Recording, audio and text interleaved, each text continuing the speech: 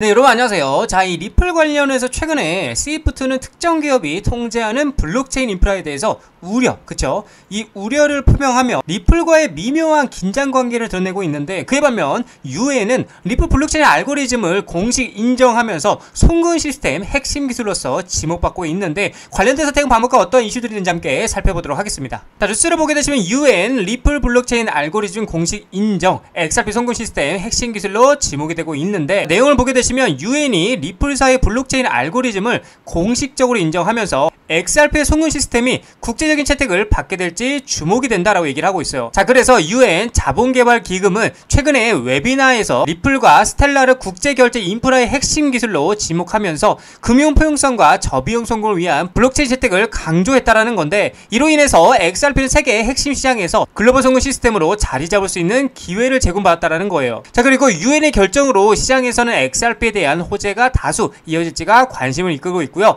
특히 계류 중인 XRP ETF 관련 승인이 이어질지의 여부가 관심사다라고 얘기를 하고 있습니다. 자, 그렇다 보니까 리플은 최근 은행업까지 승인이 되면서 스테이블코인 결제망을 장악했다라는 소식까지 들려오고 있는데, 자, 세계 최고의 자산 운용사죠. 블랙록이, 그쵸? 뉴욕 증시 큰손 블랙록, XRP 암호화폐 상장 지수펀드, 비트코인, 이더리움 ETF 후속 편이다라고 얘기를 하고 있어요. 자, 내용을 보게 되면 SEC 리플 ETF 승인이 급물살을 타고 있는 가운데 이제 슬슬 8월 15일 기점으로 보여지기 시작을 하겠죠. 그래서 뉴욕 증시 큰손인 블랙록 XRP 암호화폐 상장 지수펀드 설계에 나서 주목을 끌고 있고요. 뉴욕 증시에 따르면 세계 최대 자산운용사 블랙록이 올해 안에 XRP 한번 ETF 신청을 준비하고 있다라고 얘기를 하고 있어요. 자, 그래서 비트코인, 이더리움 ETF의 흥행에 힘을 입어서 그 열기를 리플에게까지 이어가기 위한 전략으로 보인다라고 얘기를 하고 있죠. 블랙록의 비트코인 ETF 아이시어즈 비트코인 트러스트는 총 880억 달러 규모로 성장을 했고요. 이더리움 현물 ETF 같은 경우도 106억 9천만 달러의 자산을 보유하고 있다라는 거예요. 그래서 블랙록의 암호화폐 ETF 부분 확장에 긍정적인 수익 구조를 보여주고 있다라는 겁니다. 그렇다 보니까 월가에서도 지금 월가까지 나오고 있죠. XRP ETF 수요가 늘고 나면서 블랙록의 다음 행보에 대해서 주목을 하고 있다라는 겁니다. 자, 거기에 이어서 골드만삭스 같은 경우도 조용히 리플에, 그쵸? 조용히 리플에 투자를 하고 있다는 사실이 포착이 되었는데, 암호화폐 연구원 스모크 골드만삭스가 리플 공동 투자자 명단에 포함된 증거가 공개가 됐고, 전통 금융권의 리플 지지 확인이 되면서 XRP 시장 인식 채택의 긍정적 영향에 대해서 기대가 되고 있다라는 거예요. 자, 그렇다 보니까 XRP 발행사 리플이 IPO 가능성에 대해서 다시 한번 재점화가 되고 있는데, 법률 전문가이자 XRP 옹호자인 존 디튼이 리플의 기업 공개에 대한 논의를 다시 불러일으키고 있다. 그러니까 리플의 상장 관련인 거죠. 상장 관련해서 계속해서 내용을 보게 되면 존 디튼은 타이밍이 중요한 요소라며 리플의 상장 가능성을 제기했고요. 그는 스테이블코인 발행사 업체죠. 이 서클, 한창 뜨거웠던 이 서클이 증명한 미국 주식시장의 유동성을 언급하면서 리플이 1000억 달러 이상 시장 가치를 달성할 가능성에 대해서 조명을 했다라는 거죠. 존 디튼은 브래디 갈링하우스 CEO가 상장에 서두르지 않는다라고 말했지만 IPO 타이밍 또한 중요한 고려 사항이고요. 서클이 620억에서 750억 달러 시가총액에 도달했다라면서 약 400억 XRP를 보유한 리플은 현재 XRP 가격 기준으로 약 800달러에 이르며 상장 환경에서 1000억 달러 시장 가치도 달성할 것이다 라고 얘기를 하고 있는 거죠. 자, 그리고 리플 XRP를 써봤어 글로벌 대기업들이 재무다각화에 베팅을 확산하고 있다고 얘기를 하고 있어요. 자, 여기를 보게 되면 올 하반기 XRP가 투기자산 넘어 고효율 유동성 도구로 부상을 하고 있다고 얘기를 하고 있고요. 4억 7,100만 달러 투자 규모 포착했고, 기업 재무관리 패러다임에 대해서 변화가 예고가 되고 있다. 자, 속도 빠르고 비용 저렴해 규제 명확성 확보로 기관 투자들의 매력은 갈수록 커져만 가고 있다고 얘기를 하고 있어요.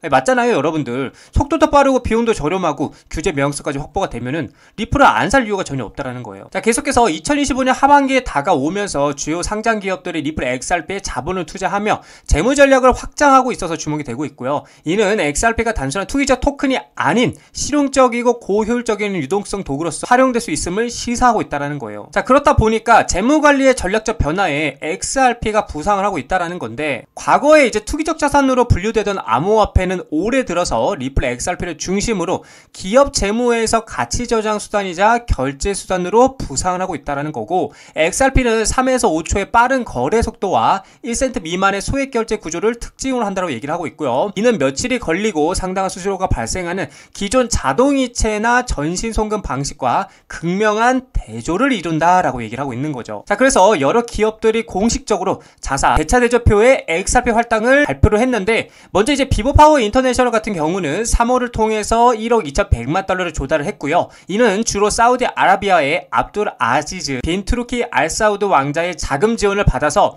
XRP 보유 전략에 투자를 했다라는 거죠. 이 회사는 최초에 XRP 중심 기업으로 자리매김을 하는 것을 목표로 하고 있는 것으로 알려졌다라는 거예요. 또 중요한 거는 미국 의약품이죠. 유통업체인 웰지스틱스 헬스는 XRP 인수를 지원하기 위해서 LDA 캐피털로부터 5천만 달러 규모의 주식 신용 한도를 확보했다라는 거예요. 또한 6,000개 이상의 약국으로 구성된 자사 네트워크에서 XRP 기반 결제를 사용할 계획이라고 밝히고 있다라는 거죠. 자, 그리고 웨브스 인터내셔널은 국경 간 지불 인프라 강화를 위해서 XRP 재무준비금을 구축하는 것을 목표로 3억 달러 규모의 부채 자금을 조달하기 위해서 SEC에 신청서를 제출하기도 했다라는 거죠. 그래서 메사리 기업이 XRP 재무준비금에 할당한 총 금액이 현재 4억 7,100만 달러를 넘어섰다라고 분석하고 있다라는 겁니다. 이처럼 제가 우리 개인 투자분들에게 계속해서 말씀을 드리지만, 우리는 이 돈에, 그쵸? 이 돈의 수급과 흐름을 파악할 줄 알아야 된다는 겁니다. 이 많은 기업들, 그쵸?